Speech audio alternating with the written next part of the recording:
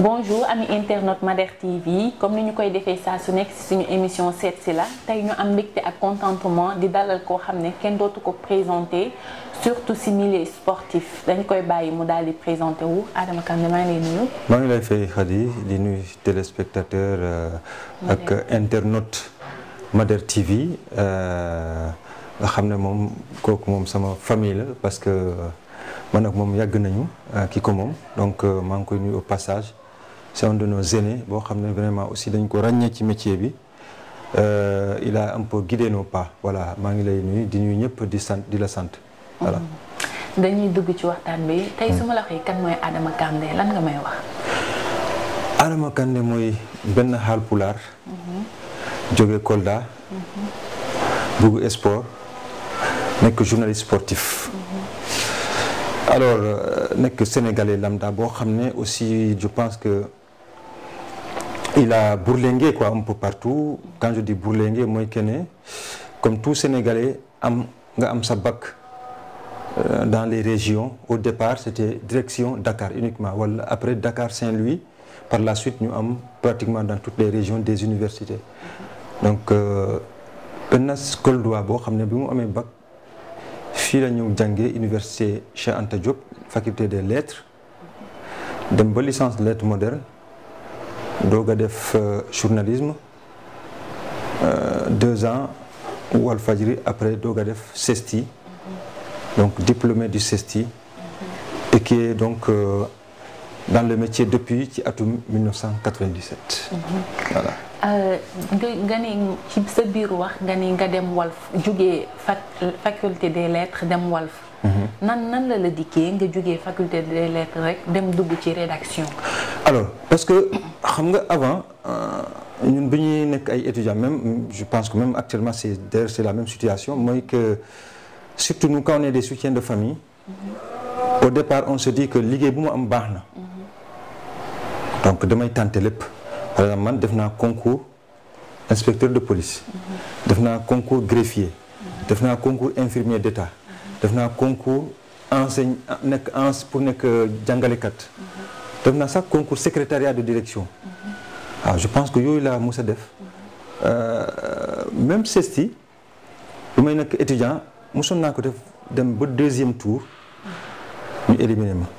donc moment boobu li ma taxoon jóg mooy. naa am liggéey rek pour mun a dimbali samay parents. donc je me rappelle même il y avait une année où j'ai failli aller dans l'armée maa ngi doon dajale papiers yi pour def engagement pour dem nekk militaire parce que dama demoon il faut ma liggéey. donc may continuer université di jàng di def ay concours dem ba licence lettres modernes bi may def licence lettres modernes comme j'aimais beaucoup le sport benn jour laa doon lire parce que je lisais 2 journaux principalement. journal Walfadjri ak journal Le Soleil lu tax journal Walfadjri ak journal Le Soleil. journal Walfadjri parce que am na koo xam ne maa ngi ko doon tudd léegi mooy Charles Faye. da doon bind ci journal Walfadjri ci wàllu sport ci wàllu basket notamment ak Mamadou Diouf da doon bind ci wàllu sport ci au Soleil donc comme j'aimais beaucoup le basket le sport en général le basket en particulier ñoom ñaar dama leen doon lire régulièrement donc de ce fait chaque fois j'avais Le Soleil j'avais Walfadjri Walf quotidien alors benn jour bi may lire Walf gis benn page ñu def ci Walf groupe Walfadjri day ubbi rajo. ma jóge université wàcc temps yooyu maa ngi dëkk Guédiawaye wàcc dem ba Demba Diop ñëw ba Demba Diop wàcc dox di laajte ana Walfadjri puisque Walfadjri c'était à Sacré-Cœur ñu dem ñu won ma ko ma ne bon il paraît que da ngeen di ubbi rajo bon ñu ne ma woy c'est clôturé. c'est clôturé bon j'ai failli partir mais ma ne xaaral ma xaar loolu moo tax aussi dans la vie il faut jamais abandonner facilement comme ça dans la vie il faut pas abdiquer vite nga jàpp commencer nii ñu ne non baaxul wala kii rek nga ne ok je laisse non bi ma ne non tëj nañ ma ne non mais attends j'étais un peu déçu quand même taxaw nag ma ne non mënagu ma dem ma taxaw di waxtaan ak vigile bi juste ñoom Reine Marie Faye Mame Less Camara paix à leur âme ñu génn ak ñoom Ablaye Lam après Reine Marie mu ne vigile bi kii lan lay wut mu ne non nee na day dem déposer mais comme tëj nañ ma Reine Marie mu ne non grave jëlal dossier am ma dem déposer. donc maa ngi woon licence lettres modernes dem déposer.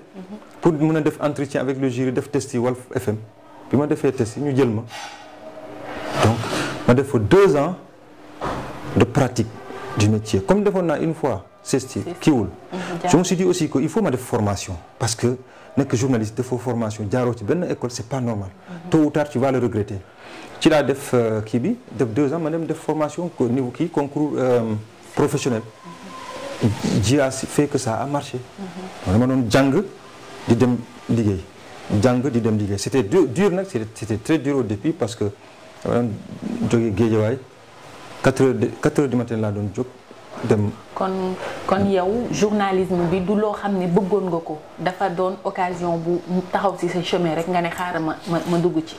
alors nekkoon na sax loo xam ne vraiment c'était je voulais pratiquer le métier. Mais à un moment donné je m'étais dit que lu ma am comme métier rek baax na l'essentiel c'est d'aider les parents. Mais finalement c'est le journalisme qui est venu bon parce que. tenté naa def naa test yi ça a marché j'ai dit je vais aller faire la formation pour mën a am vraiment le niveau et les capacités aussi parce que formation rien ne remplace la formation la preuve li nga doon def pratique comme ça sur le terrain mais il fallait aller à l'école voir effectivement encadré aussi par d'éminents professionnels comme ay ñoom Mame Less Camara paix à leur âme ak feu Oumar Diagne aussi nekkoon directeur CESTI ak ñeneen ak ñoom Mamadou Koumé. nga intégré CESTI da nga arrêté woon Walfadjri wala da nga doon cumuler ñaari. dama doon cumuler. dama intégré CESTI man ak Kourani Diarab je pense que xam ngeen ko ñun ñaar ñoo defandoon parce que on est entré le même jour à Walf. ñu defandoo CESTI am. bi ñu demee nag kilifa gi ñu ne ko bon on vous annonce la bonne nouvelle dañuy bàyyi plutôt dañu am examen. donc dañuy continuer. di liggéey di jàng mu ne c'est bien il nous a félicité mais après def ñu ne comme léegi dañu nekk ay étudiants je ne pourrais pas vous avoir 24 heures sur 24. donc léegi cachet transport ngeen di am. courant ci la génne dem démissionner. man nag ma continuer c'était dur damay jógee Guédiawaye yow 4 heures du matin l'équipe de ramassage passe à 4h30. ma récupéré ma dem liggéey Walf def journal 7h pare enchaîner. dem CESTI jàngi 8h midi 3h 17h chaque jour. waaw donc c'était très dur parfois dama doon nelaw classe Mame Less Camara yee ma Kandé va te laver la figure ma jóg dem laver la figure mais je tenais parce que surtout les 2 premières années c'était très difficile parfois damay def fajar dem defi cours wàcc 17h enchaîner ñëwaat parce que y avait des reportages sur le terrain etc. donc ñëwaat donc c'était très compliqué mais j'ai essayé de cumuler les deux c'était pas évident mais je l'ai fait parce que y avait d'abord l'amour pour le métier. Ensuite, je voulais travailler. Et puis, voilà, je me suis dit, il faut mettre le sérieux parce que les études aussi, rien ne peut remplacer les études. J'ai cumulé les deux. Et puis, yàlla jàppale ma ci. yàlla jàppale la ci Adama Thiawgal. lan moo tax ñu lay woowee tur boobu surnom boobu fan la jógee. alors c'est vrai que Thiawgal bi ce n'est même pas un surnom ça fait partie de mon nom ah. mu ngi ci sama tur. Thiawgal c'est le nom de mon grand-père. moom la ñu ma tuddee grand-père.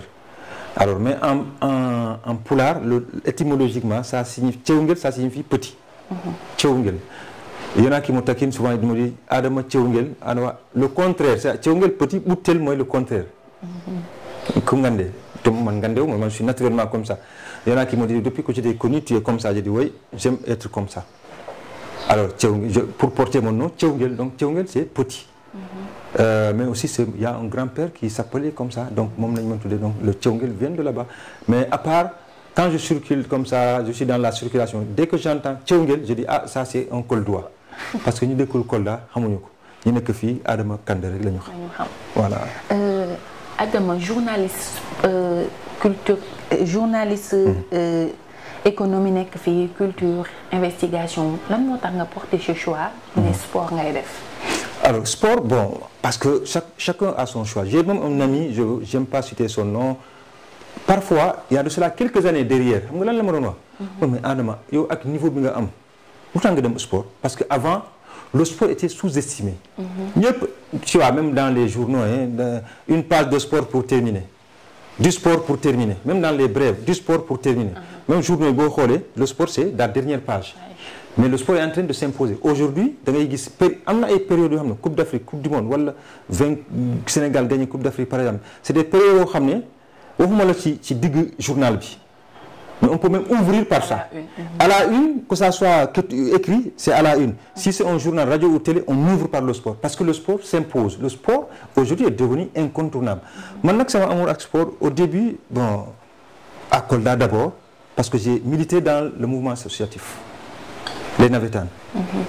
Parce que dans le quartier où j'habite, Château d'Eau, on était tous dans un club qui s'appelle Moussa Molo. Mais il y a comme d'habitude, un club de Boumag, il y a beaucoup de joueurs, ils sont remplaçants, ils ne peuvent pas aussi se sentir comme, voilà, comme à l'aise. Nous créons des fissures. Un groupe de formé AFIA. Moi, je fais partie des membres fondateurs du AFIA. Une de mes créé équipe dans le quartier, on a fait boum là-bas, vraiment l'équipe s'est distinguée, elle a gagné des coupes zonales, etc. Sur le plan des Navétanes, AFIA, nous savons ASC AFIA. Alors, en tant que dirigeant, à l'école du quartier, école 4, d'entraîner, on a un thème pour remplir pour qui ancien puits, quoi, les bahotul. Faut que nous entraîner. Gars, si nous entraîner, man damay dem ci kaw. Di jël ay pot di reporter. Di reporter. Bobu fekk mi ngi la fekk nga nek CESTI wala? Non, fekk maa ngi ñëwaguma sax université. Ah, d'accord. Fekk maa ngi lycée Alpha Molo Baldé. Di reporter collège, di reporter match qui entraînement yi. Ñu dem Navétane stade régional, stade municipal, ancien stade municipal devenu stade régional. Ñu def finale yi, ñu reporter. C'est comme ça, c'est venu comme ça. Kolda, il m'appelle Laïdiao parce que bon, Laïdiao, tu sais, avant les Laïdiao, Ablaï Dabo, Ablaï Cham, les Ablaï, quoi, c'était les grands journalistes célèbres dans le domaine du sport. Donc, nous avons aussi un bac, nous université.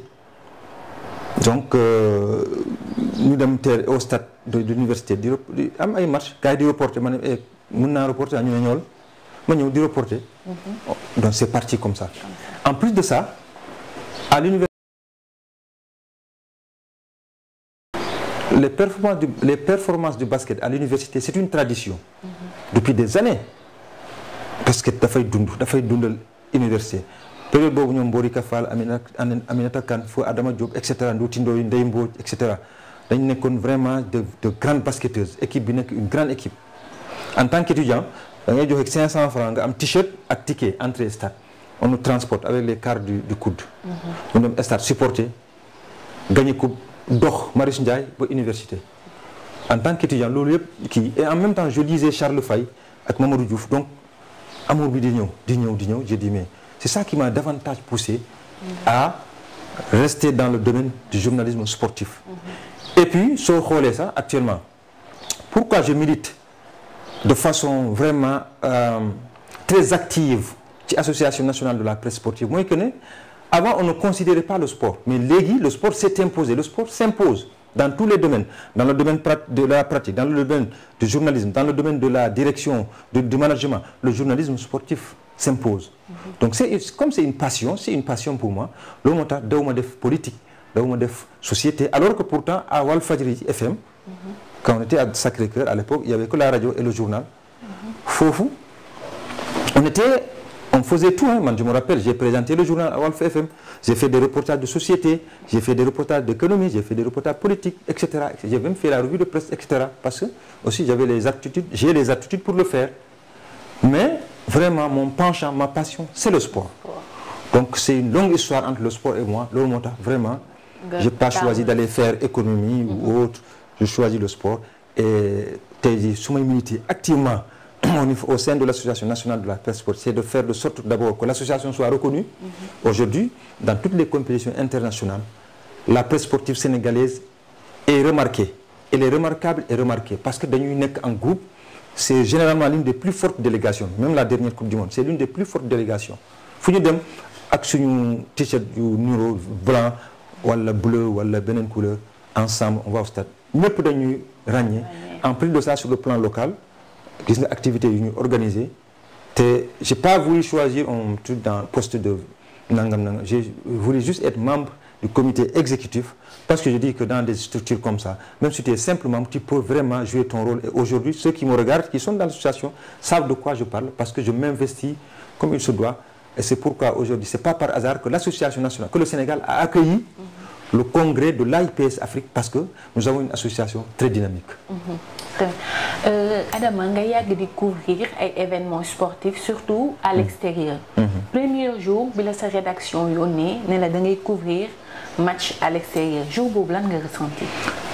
Alors je vais vous raconter foofu peut-être ça vous allez un peu rire parce que man sama véritable grand voyage premier grand voyage c'était en 2002 mais avant ça 2001. Parce que avant ministère da doon am ay billets d'avion ay 4 billets 5 billets ñu ne bon nañu def à tour de rôle par exemple su ñu amee 2 billets ñu ne tey ji Soleil ak Walfadjri ñoo jël. ëllëg Sud FM ak keneen ñooy et cetera ça a tourné. Alors Afrobasket des garçons en 2001 am Maroc. Sénégal war a dem mooy bi temps yooyu Moustapha Gaye moo nekkoon entraîneur équipe nationale masculine. y avait les Desagana Diop Mamadou Ndiaye ñu doon jouer ay NBA et cetera Souleymane Camara ñu doon jouer NBA une grande équipe war a dem léegi ministère ñu ne Walfadjri Walf FM am ngeen benn billet mais direction bi ne non bon ça ne nous intéresse pas de couvrir. Après j'ai appelé l'ancien directeur de la haute compétition Adama Thiam. Ma ne ko donc nous on rend le billet ah. mu ne pourquoi préférer ma ne non parce que mais après l'ancien directeur Souleymane Niang mu ne non Adama je pense que rendre comme ça le billet xam nga ne conserve le billet on va voir et puis aussi nga xool avec tes connaissances comment parce que c'est des trucs courts là c'est pas cher et avant vraiment les voyages c'était pas aussi cher que ça. Pour avoir une petite somme argent de poche tu vas au moins découvrir ma def noonu jëlaat billet bi dem au Maroc finalement je vous dis pour la petite anecdote en 2001 j'avais pu réunir 100 000 francs à l'époque 100 000 francs. 100 000 francs ma dem mais je n'ai même pas touché un sou. Ah bon? Oui parce que arrivé là-bas Dieu a fait que. C'était. Oui lépp ok. On m'a hébergé j'étais venu regarder on m'a hébergé je n'ai même pas touché un sou ci 100 000 francs yooyu. bi may ñibbi laa dem au Maroc jënd fa 100 000 francs en 2001 tu vas au Maroc dans les marchés tu achètes beaucoup de choses tu reviens. Bref ça c'était un peu maintenant en 2002.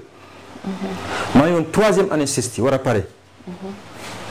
foo Oumar Diagne ma ñëw ma ne ko mais dañuy dem Mali Coupe d'Afrique mu ne non mënoo dem ma ne mais moi je travaille sur le football parce que ma grande enquête c'était le football sénégalais 2 points le bel arbre et la triste forêt c'était un peu faire la comparaison entre l'équipe nationale qui était le bel arbre respecté dans le monde et puis derrière c'est la triste forêt les clubs qui se débattent dans des difficultés le football local et cetera te moment yooyu petite catégorie amuloon résultat yi donc loolu moo taxoon ma bëggoon liggéey ci loolu ma ne ko mais je travaille sur ça donc je voulais aller au Mali commencer ma ne non doo mën a dem moo wax envoyer des émissaires ñu bañ ça aussi c'est une leçon de vie quand tu as des trucs comme ça Dieu ce qu'il décide il faut accepter même si tu n'aimes pas il faut accepter quand j'ai accepté temps yooyu man ak Papis Diaw nekkoon ci desk sport directeur kii après ñu ne bon Papis na dem Papis dem Mali Coupe d'Afrique Mali man ma toog fii nii léegi li yàlla di def d'abord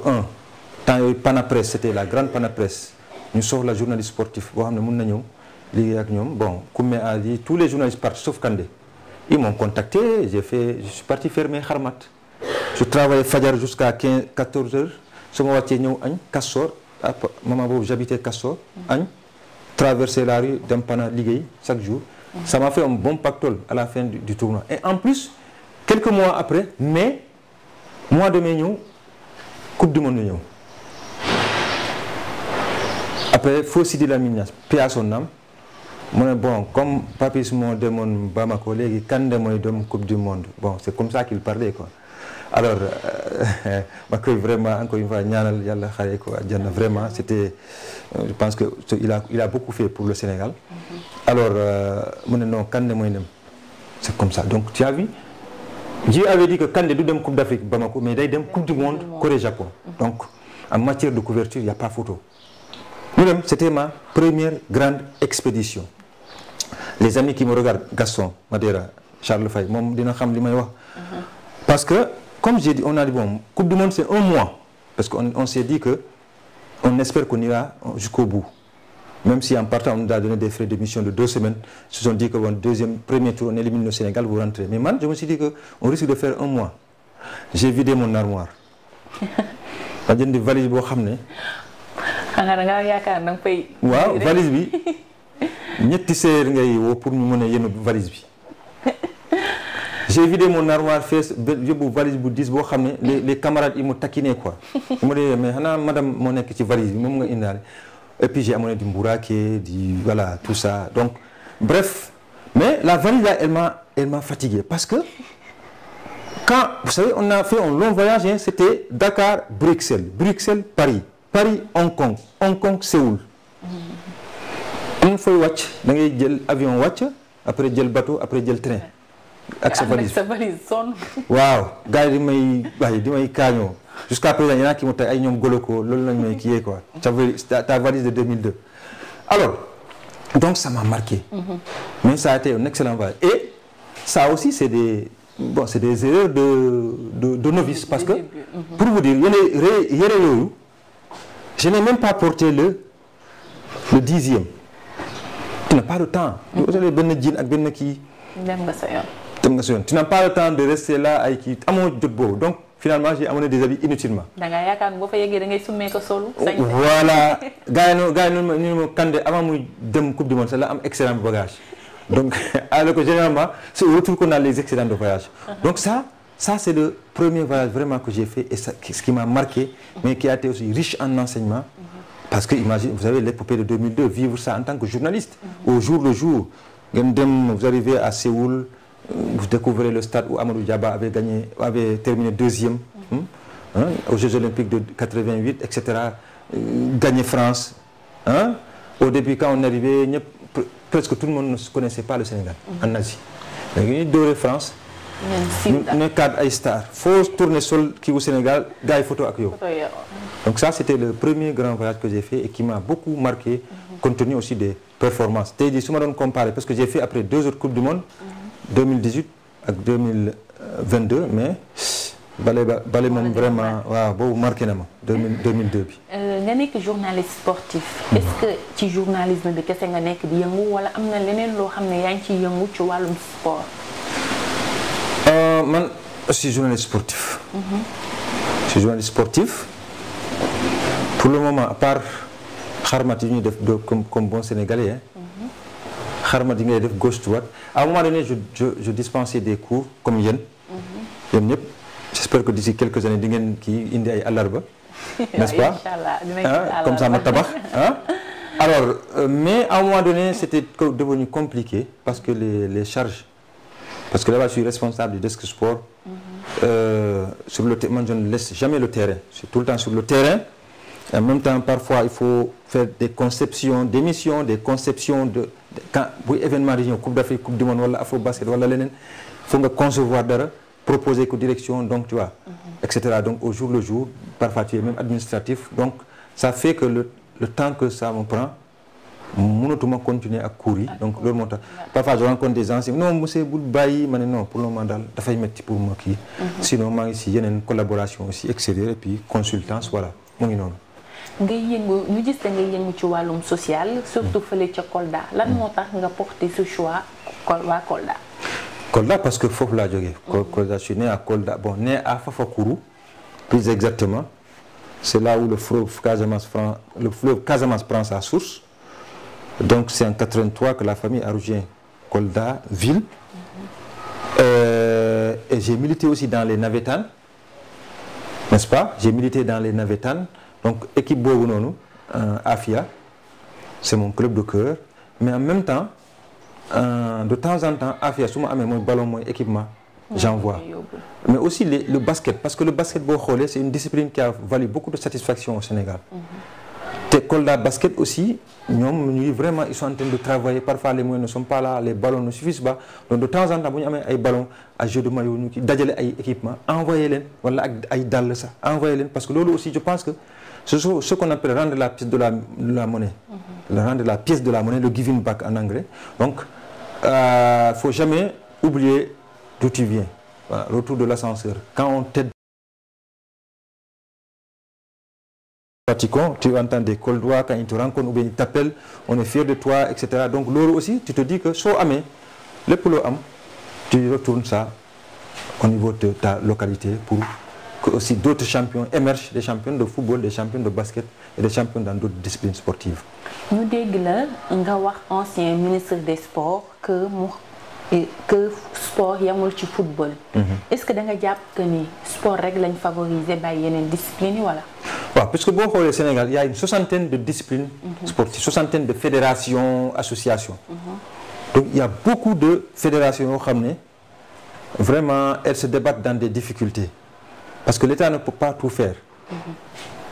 Mais c'est vrai que ici il y a ce qu'on appelle la tyrannie du football. Le football c'est un peu l'opium du peuple. Le football s'impose de lui-même.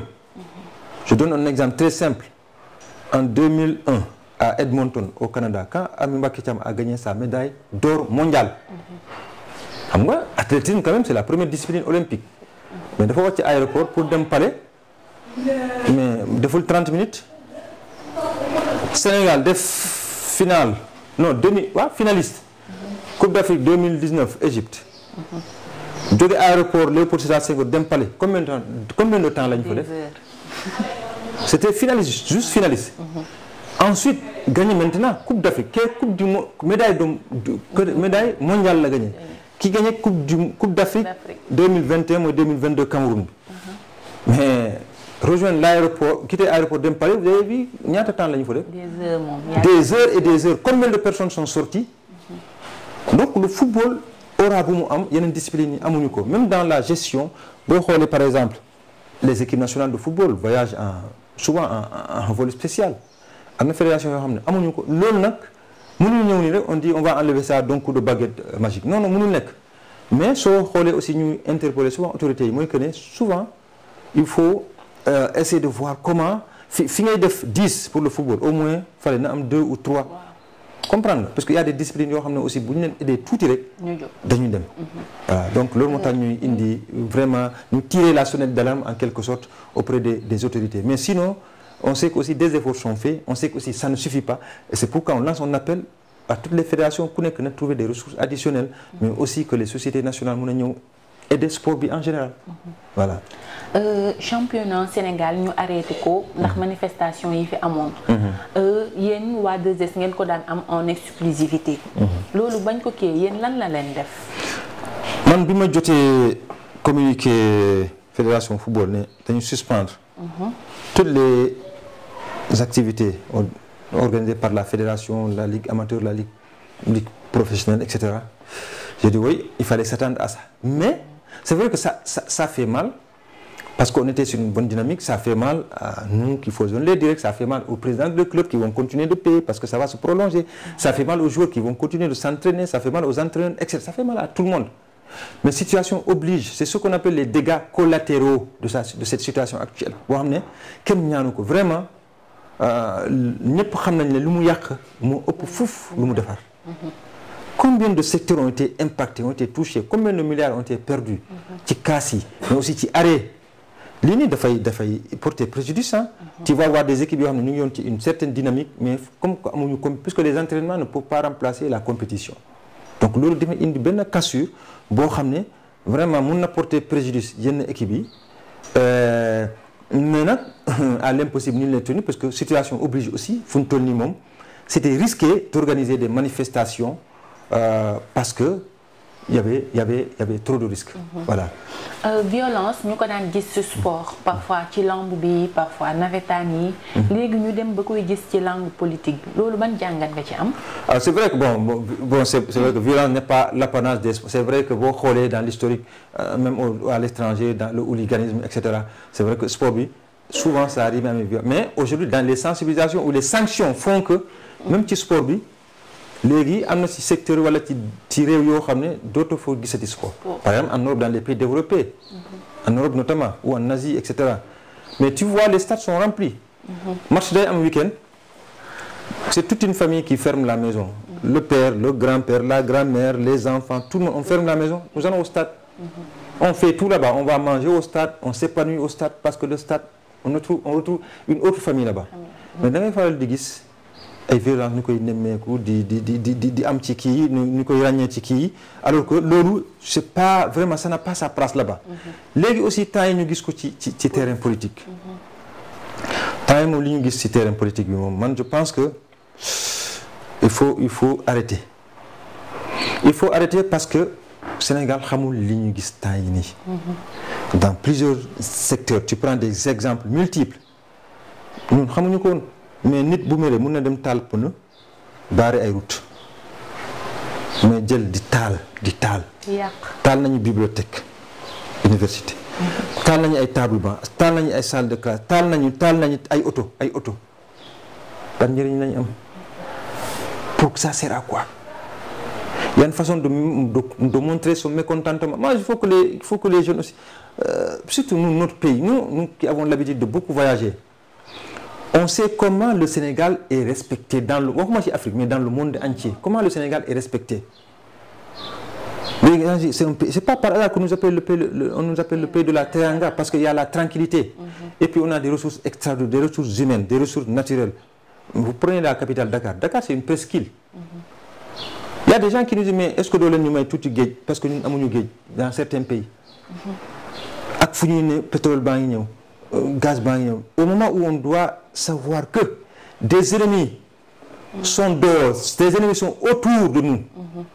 Ils nous regardent. Il suffit que nous ayons brèche pour Dougou, pour l'avenir des enfants. C'est pas bon. Donc je pense que surtout étudiants yi nga xam ne ñoom jàng moo leen wax. waaw ñu dëkk ba dëkk ñëw Dakar pour jàng. Combien de jeunes comme nous ont quitté notre Kolda pour venir étudier à l'université? Combien de jeunes ont quitté les régions pour venir étudier ici? ñooñu lan moo leen fi indi étude. C'est pourquoi je dis que on ne sait pas l'enquête suit son cours, ce qui s'est passé à l'université. Est-ce que étudiants ñoo ko def? Je ne sais pas. Est-ce que ñenn ñoo xam ne duñu ay étudiants ñoo ko def? Je ne sais pas. Il y a des gens mieux placés que moi pour le savoir, pour en tout cas enquêter et nous donner les résultats. Mais quel que soit ñi ko def, à mon avis, vraiment moi je pense que des sanctions exemplaires doivent être prises parce que lu ñu mel ñun xamuñu ko warul am Sénégal. On peut manifester son mécontentement. Il y a plusieurs formes de manifestation de son mécontentement. Mais mais aujourd'hui, il y a des archives qu'on ne va plus retrouver. C'est pour ça. Dans beaucoup de secteurs, à l'école du journalisme, dans les facultés, dans les structures sanitaires, dans des banques, etc. Combien de documents ont été saccagés, brûlés? Et après, loolu lan lay servir après? Est-ce que loolu dina mën a faj?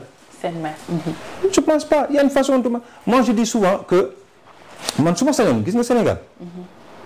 Su ma sañoon on va continuer de vivre comme avant. Mooy que ne si jamais les jeunes sont mécontents ou les personnes jeunes ou anciens ou vieux ou vieilles, si les gens sont mécontents, aujourd'hui il y a la carte d'électeur.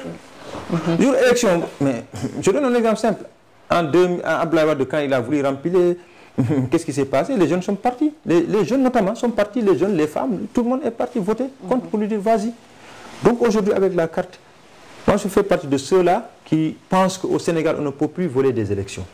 Ce n'est pas mon domaine vraiment, la politique. Je n'aime même pas parler de politique, mais je pense que en tant qu'observateur tey jii man su ma amee loo xam ne daf ma métti li may def mooy dem inscrire am sama carte électeur jour élection ma dem voter mun naa voter Charles Faye mun naa voter Assane Gueye mun naa voter keneen. C'est vrai.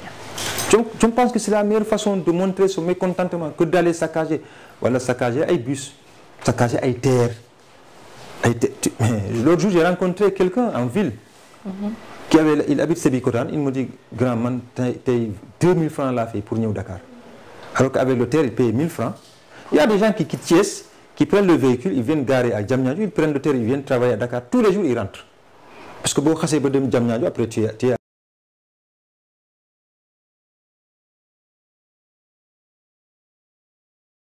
c'est pour nous tous. C'est pas pour les politiciens. C'est pas pour... Et puis aussi, il faut que les politiciens aussi pensent un peu à ceux qui ne font pas la politique. Parce que le Sénégal n'appartient pas aux politiciens. Le Sénégal appartient aux Sénégalais. Voilà. Nous mettons en avant le Sénégal, notre pays. Comment faire pour que le Sénégal reste ce pays aimé, ce pays adulé, ce pays respecté, ce pays que tout le monde aime visiter. Aujourd'hui, vous allez quelque part et vous dites, je veux venir au Sénégal. Donc, lolo, il faut continuer.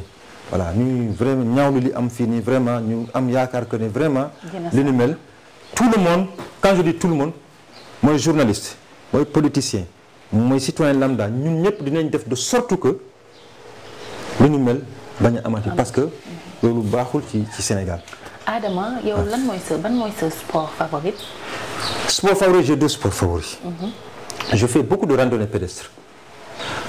Pour la petite histoire, il y a mon monteur à 2STV, Moussa Dia, qui me taquine souvent, il me dit non, ce randonnée pédestre, c'est pour les pas. Alors que, allez demander à un médecin qu'est-ce que la randonnée pédestre, la marche, pour apporter à quelqu'un. Benen bi mooy natation, mënaguma ko parce que Kolda amul géej. Alors temps yi mayoon nañu ma 10 cours de natation, ma def 5. Arrêté. Mais damay demaat parce que il faut ma jàng natation ba mën a nekk un vrai nageur parce que je voyais quand tu terminais ta séance de natation mais tu étais bien, c'est tout ton corps qui était nickel et tu dormais bien, tu mangeais bien. Donc je pense que je vais reprendre la natation et que mon sport favori, la randonnée pédestre, je continue de faire ça. Parfois aussi de temps en temps damay dem salle pas pour yëkkati parce que bëgguma nekk voilà, salle pour maintenir la forme. Voilà, c'est ça. Suñu dernière question, en dehors liggéey bi ngay def lan mooy ses préoccupations? Sans préoccupation. Dem 2STV liggéey ñëw ñibbisi. Dem defi sport. Et puis voilà, mooy xarmat yooyu ñu def de temps en temps yoo xam ne du ñàkk. Donc voilà, sinon s'occuper de ma petite famille et de mes parents. C'est tout. Ah mu ngi noonu comme ni nga ko waxee c'est tout pour cet numéro dañuy bàyyi suñu invité mu tàggatoo ak les téléspectateurs. Merci beaucoup Khadija, maa ngi lay gërëm di gërëm sa équipe technique di gërëm Gaston sama grand frère Charles Faye, comme je le disais hein, c'est une de nos références parce que ñun il fait partie de ceux-là qui nous ont guidés, qui ont guidé nos pas parce que moi j'aimais le lire encore une fois moom ak Mamadou Diouf et on a eu à travailler ensemble à Walf aussi. Moi j'étais à Walf FM, lui à Walf Quotidien. Donc c'est quelqu'un qui a une belle plume te il faut pas qu'il arrête d'écrire na continuer de bind parce qu'il a une belle plume. Donc na continuer de bind et puis c'est bien déjà de mettre en place cette structure pour encadrer des jeunes. Moi je dis que à chaque fois que j'ai l'occasion je lance cet appel aux Sénégalais parce qu'aujourd'hui tu vois beaucoup de gens au Sénégal qui ont des milliards de francs CFA mais ils préfèrent les garder à la banque, aller chercher 25 maisons, 10 femmes, 49 voitures, alors que ils peuvent ouvrir des structures, employer des jeunes. Si on est dans le domaine du journalisme, moi j'ai formé, comme je le disais, à l'ISEC, en radio. Combien d'étudiants chaque année sortent de l'ISEC? Combien d'étudiants sortent chaque année de l'ISIC? Combien d'étudiants sortent chaque année du CESTI? Et parfois même pour trouver un stage, c'est la croix et la bannière. Donc est-ce que tey jii ku am possibilité ubbi dara loo xam ne mën na fa employer quelques jeunes, est-ce que c'est pas la meilleure façon de contribuer aussi? Parce que tey jii l'État ne peut pas tout faire.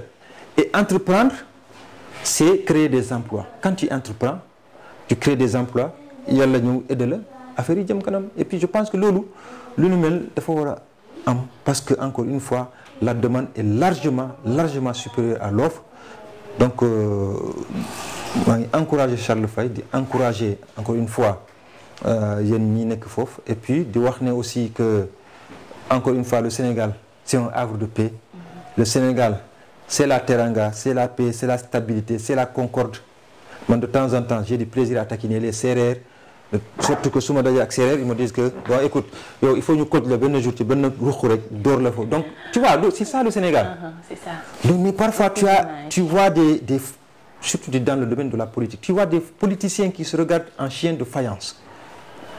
Ku am possibilité rey keneen ki da koy def alors que loolu pour man warul am. On est tous des Sénégalais, on est tous en famille. Le Sénégal est une famille. Sérère, Joola, Pulaar, Baynouk, Saraxole, etc. Toutes les ethnies sont là. Nous ñëpp on vit en parfaite harmonie. loolu dafa war a continuer. Vraiment, continuer de vivre. Sénégal, quand tu voyages, tu as envie de revenir vite parce que fii jàmm rek moo fi am. Donc na jàmm di continuer di am Sénégal. Maa ngi leen di gërëm di leen sant. Merci Adama Kandé, c'est la fin de l'émission. Di leen jox rendez-vous très prochainement ak beneen invité.